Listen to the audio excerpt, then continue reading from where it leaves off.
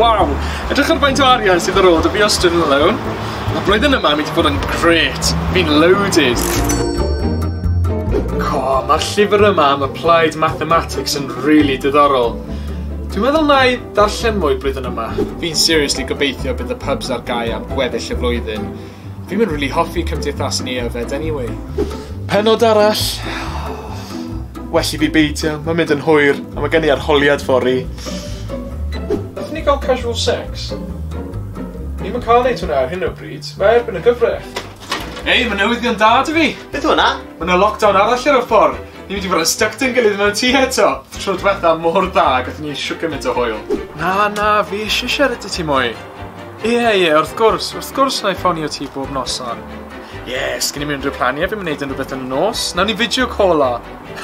Iawn, oce mam, ta-ta. Fi'n dwlu ar virtual lectures. Fi'n methu aros am 6 mis arall o hwn.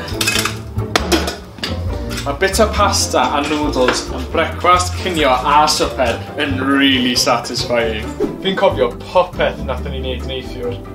Mae 9,000 y flwyddyn am tuition yn eitha good deal i astudio ar-lein. Chwarae teg. House party eno. Ti'n dod?